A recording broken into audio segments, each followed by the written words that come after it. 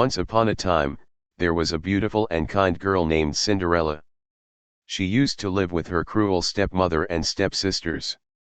She was treated like a servant at home. She used to perform all the household chores including cleaning the house, ironing clothes, etc. One day, a letter came to their house. It was an invitation to the royal ball. The king and the queen wanted their son to choose his bride, and that's why everyone in the kingdom was invited. Girls of the entire kingdom were excited about the ball. Cinderella's stepmother instantly commanded new ball gowns for herself and her daughters. Cinderella worked hard to finish the stitching of the gowns.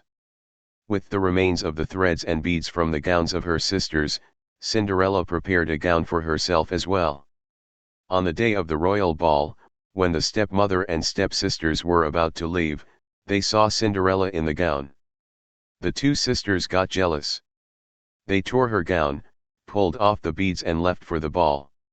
Cinderella began to cry, but she was amazed to see a fairy in front of her eyes. The fairy said, "I am your fairy godmother. I know you wish to join the ball. Don't worry, I will help you." She then waved her magic wand and transformed Cinderella's torn dress into a mesmerizing ball gown. Then she turned a pumpkin into a huge coach. Also, she turned 6 mice into 4 horses and 2 coachmen. Everything was set. But with all of this, came a warning: as soon as the clock ticks midnight, the magic spell would wear off. The moment she entered the ballroom, everyone was struck by her charm. Even the prince fell for her at once. He came and asked her for a dance. Cinderella's happiness knew no bounds. They danced and talked for the entire evening until Cinderella realized the time approaching midnight. She ran away from the ballroom. As she was running, one of her glass slippers dropped on the stairs of the palace. At midnight, everything from the coach to the coachman transformed back to its original state: pumpkin and mice. She was again in that torn dress. Some time later, her stepmother and stepsisters arrived home.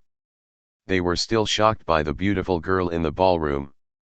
The prince had fallen in love with Cinderella the moment he set his eyes on her, but was completely unaware of who she was. He wished to marry her. As soon as he found the glass slipper, he went in search of the foot that fits that slipper. The prince and his servants looked for the girl in every house. Finally, they reached Cinderella's house. The stepsisters tried hard to fit their foot in the slipper but were unable to do so. The prince then asked Cinderella to try the slipper. The stepmother made fun of Cinderella by saying that she's a servant so she can't be that beautiful girl at the ball. But the prince insisted that she should also give it a try. When she slid her feet inside the slipper, it fit her perfectly. The prince finally found the girl he was looking for. They got married and lived happily ever after.